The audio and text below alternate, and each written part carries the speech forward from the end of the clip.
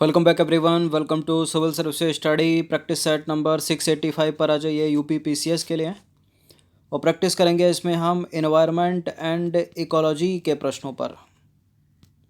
तो चलिए स्टार्ट करते हैं। पर्यावरण और पारिस्थितिकी। तो क्वेश्चन नंबर 1 है, नाभिकीय शक्ति परियोजनाओं के अंतर्गत पर्यावरण प्रभाव जिनका अध्ययन किया जाना तथा हल निकाला जाना है वे हैं वायु, मृदा और जल का रेडियोधर्मी प्रदूषण, वन अपरोहण तथा पेड़ पौधे और जंतु समूह की क्षति, रेडियोधर्मी अवशिष्ट का निस्तारण।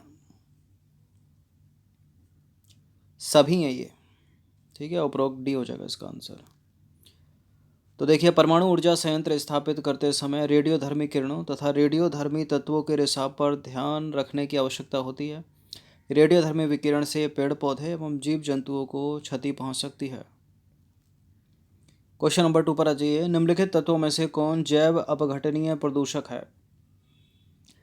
जैव अपघटनीय प्रदूषक है यानी बायोडिग्रेडेबल है इनमें वो। पॉलीथीन तो है नहीं, प्लास्टिक ये भी नहीं है, एस्बेस्टस भी नहीं है, सीवेज, ठीक है, सीवेज। तो ऐसे प्रदूषक जिनका सूक्ष्म जीवधारियों के द्वारा पूर्ण विघटन किया जा सके जैव अपघटनीय प्रदूषक कहलाते हैं। क्वेश्चन नंबर 3 पर आ जाइए। भारत के निम्नलिखित क्षेत्रों में से किसमें भूतापीय ऊर्जा स्रोत नहीं पाए गए हैं? जियोथर्मल एनर्जी बोलते हैं इसको। तो वेस्टर्न घाट में है, हिमालय में है और गोदावरी डेल्टा में भी है और खंबात बेसिन में, महानदी बेसिन में, इसके अलावा गंगा डेल्टा में नहीं है, गलत है भी। तो देखिए, पृथ्वी की भूपर्पटी में पाए जाने वाले उष्ण जल से प्राप्त होने वाली वह ऊर्जा जिसका उपयोग मानव अपने विभिन्न कार्यों के लिए करता है भूतापीय ऊर्जा कहलाती है, जियोथर्मल एनर्जी। भारत में भूतापीय ऊर्जा के स्रोत इस प्रकार हैं: हिमालय में, खंबात बेसिन, पश्चिमी घाट, गोदावरी बेसिन और महानदी बेसिन। गंगा बेसिन में नहीं है, ठीक है। क्वेश्चन नंबर 4 पर आ जाइए। जैव ईंधन के संबंध में निम्नलिखित में से कौन सा कथन सत्य नहीं है? देखिए, जैव ईंधन पारिस्थितिकी अनुकूल होता है, जैव ईंधन लागत प्रभावी होता है, जैव ईंधन ऊर्जा संकट के समाधान में योगदान दे सकता है क्या, और जैव ईंधन मक्का से भी बन सकता है क्या? बिल्कुल मक्का से ही बन सकता है, जेट्रोफा से भी सही है ये। और जैव ईंधन ऊर्जा संकट के समाधान में योगदान दे सकता है, बिल्कुल दे सकता है। जैव ईंधन पारिस्थितिकी अनुकूल होता है, बिल्कुल होता है। जैव ईंधन लागत प्रभावी नहीं होता, गलत है दूसरा वाला स्टेटमेंट। तो जैव ईंधन जीवाश्म ईंधन की तुलना में लागत प्रभावी नहीं होता है, ठीक है। बाकी सारे विकल्प करेक्ट हैं। जैव ईंधन मक्का, जेट्रोफा से भी बनाया जा सकता है। करंज, महुआ व नीम आदि भी जैव ईंधन के रूप में प्रयोग में लाए जा सकते हैं। क्वेश्चन नंबर 5 पर आ जाइए। अंतर्राष्ट्रीय सौर गठबंधन का पहला शिखर सम्मेलन निम्नलिखित में से किस शहर में हुआ था? बताइए, पेरिस में, काठमांडू में, न्यूयॉर्क में या नई दिल्ली में? मतलब फ्रांस में अगर देश की बात की जाए तो, नेपाल में, भारत में या फिर संयुक्त राज्य अमेरिका में? भारत में हुआ था पहला शिखर सम्मेलन, नई दिल्ली में। कब? 2015 में।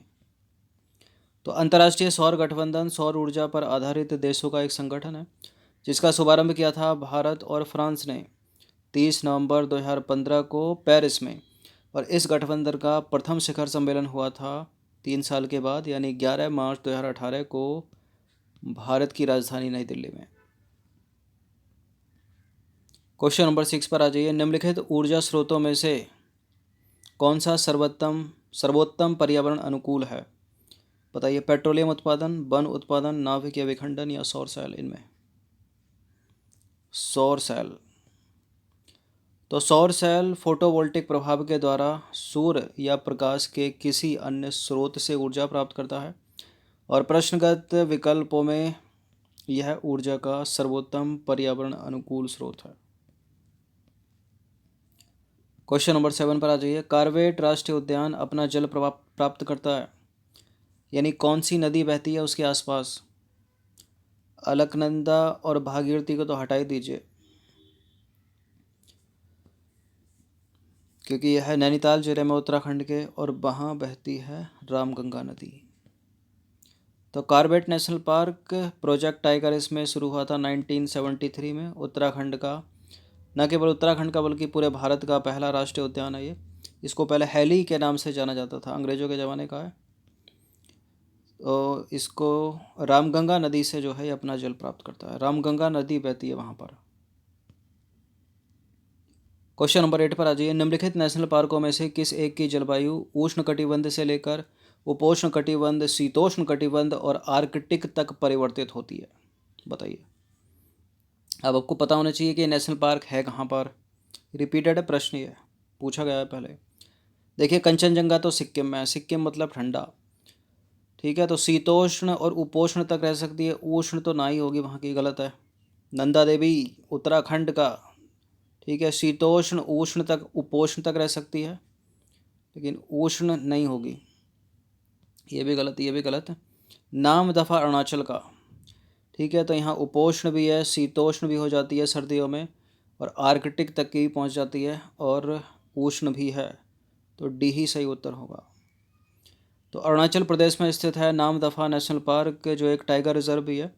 इसकी जलवायु उष्ण कटिबंध से उपोष्ण, शीतोष्ण और आर्कटिक तक परिवर्तित होती है।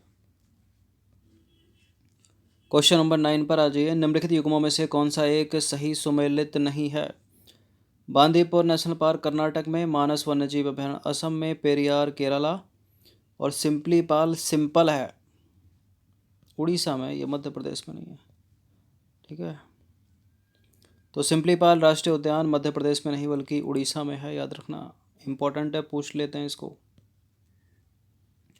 क्वेश्चन नंबर 10वां है, ये यूपीएससी में पूछा गया प्रश्न है पिछले वर्ष ही। भारतीय हाथियों के संदर्भ में निम्नलिखित कथनों पर विचार करना है। देखिए, हाथियों के समूह का नेतृत्व तो मादा करती है, और हाथी की अधिकतम गर्भावधि 22 माह तक होती है, यानी 2 साल लगभग। सामान्यतः हाथी में 40 वर्ष की आयु तक ही बच्चे पैदा करने की क्षमता होती है, और भारत के राज्यों में हाथियों की सर्वाधिक संख्या केरल में है। और स्टेटमेंट यूपीएससी ने इस तरह से दिए थे कि अगर आपको एक पता होगा, वैसे तो एक स्टेटमेंट इसमें ऐसा भी है कि अगर वो पता होगा तो पूरा प्रश्न जो है हल हो जाएगा, लेकिन अधिकतर 50% वाले थे, मतलब 2 काटने पड़ते तभी होता। अब आपको कंठस्थ है कि भारत के राज्यों में हाथियों की सर्वाधिक संख्या केरल में नहीं है, ठीक है, कर्नाटक में है। तो एक ही एलिमिनेट होगा इससे, बस 4 ही गया, और किसी में 4 है ही नहीं। और हाथियों के समूह का नेतृत्व मादा करती है, सही है स्टेटमेंट पहला वाला। तो पहला सही है, तो ये भी सही हो सकता है, ये भी सही हो सकता है, ठीक है। तो ये सही नहीं होगा और ये नहीं होगा, फिर भी बात जो है 50% पे ही अटक रही है।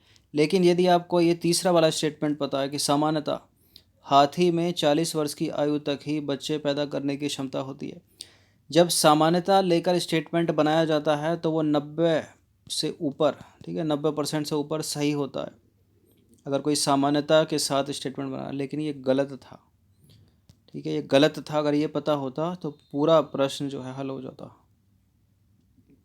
तो सामान्यतः हाथी में 60 वर्ष की आयु तक बच्चे पैदा करने की क्षमता होती है, 40 वर्ष तक नहीं, ठीक है, गलत है तीसरा वाला स्टेटमेंट, केवल 1 और 2 सही है इसका।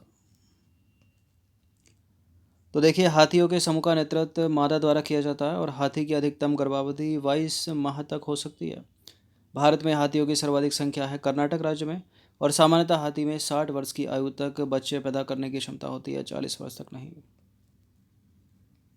क्वेश्चन नंबर 11 पर आ जाइए। निम्नलिखित में से कौन सामान्य परिस्थिति में वृक्ष के पत्तों की सरसराहट का डेसिबल स्तर प्रदर्शित करता है? वृक्ष के पत्ते जो है सरसरा रहे हैं तो कितने डेसिबल की आवाज़ निकाल सकते हैं? 100 तो कभी नहीं निकाल सकते, 60 भी बहुत ज़्यादा है, 10 कुछ कम हो जाती है, 20 डेसिबल सही है। ये यूपी पीसीएस में पूछा गया प्रश्न है, और आयोग ने भी इसका उत्तर 20 डेसिबल ही माना था। तो सामान्य परिस्थिति में वृक्षों के पत्तों की सरसराहट 20 डेसिबल की ध्वनि उत्पन्न होती है, और ध्वनि की इकाई जो है वो डेसिबल है। क्वेश्चन नंबर 12 पर आ जाइए। ग्रीन मफलर किससे संबंधित है? इंपॉर्टेंट है प्रश्न। ग्रीन मफलर बताइए। मृदा प्रदूषण, वायु प्रदूषण, ध्वनि प्रदूषण या जल प्रदूषण?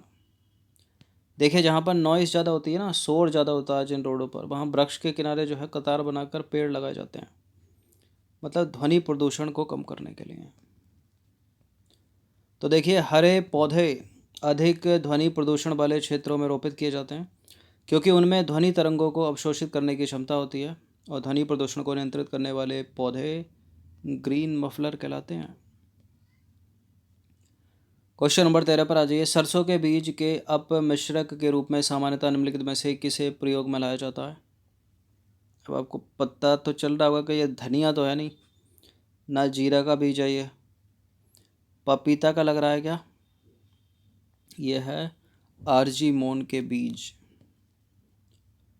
तो सरसों के बीज के अपमिश्रक के रूप में सामान्यतः आरजी मोन के बीज का प्रयोग किया जाता है। सरसों के तेल में इसकी मिलावट से ड्रॉप्सी नामक महामारी फैल सकती है। नंबर 14 पर आ जाइए। निम्नलिखित में से किस पर्यावरणविद को जल पुरुष के नाम से जाना जाता है? सुंदरलाल बहुगुणा, राजेंद्र सिंह, सलीम अली? राजेंद्र सिंह को। तो राजेंद्र सिंह को जो है जल पुरुष के नाम से जाना जाता है। बात करें सुंदरलाल बहुगुणा की, हाल ही में उनका निधन हुआ था। ठीक है, उत्तराखंड में चिपको आंदोलन से संबंधित थे वो। और डॉक्टर सलीम अली जो हैं प्रसिद्ध विज्ञान विशेषज्ञ हैं। क्वेश्चन नंबर 15 पर आ जाइए। जल प्रदूषण निवारण तथा नियंत्रण अधिनियम किस वर्ष अधिनियमित किया गया था? 1980, 1974, 1981 या इनमें से कोई भी नहीं? इनमें से कोई भी नहीं तो नहीं होगा, क्योंकि उत्तर ऊपर वाले तीनों में से एक है। जल प्रदूषण निवारक तथा नियंत्रण अधिनियम 1974 को अधिनियमित हुआ था। तो जल प्रदूषण निवारक तथा नियंत्रण अधिनियम वर्ष 1974 में अधिनियमित किया गया था, याद रखना। ठीक है, बाकी आपको पता होना चाहिए पर्यावरण संरक्षण अधिनियम, आपको पता होना चाहिए वन अधिनियम, आपको पता होना चाहिए वन्य जीव संरक्षण अधिनियम, आपको पता होना चाहिए प्रोजेक्ट टाइगर, आपको पता होना चाहिए प्रोजेक्ट एलिफेंट। ठीक है, इन सब की डेट याद रहनी चाहिए, कई कई बार बताइए, क्योंकि मैच करने के लिए पूछेगा अधिकतर। तो 15 प्रश्न थे ये इन्वायरमेंट एंड इकोलॉजी के, पर्यावरण और पारिस्थितिकी के। इनकी प्रैक्टिस एक बार कर लीजिएगा। धन्यवाद।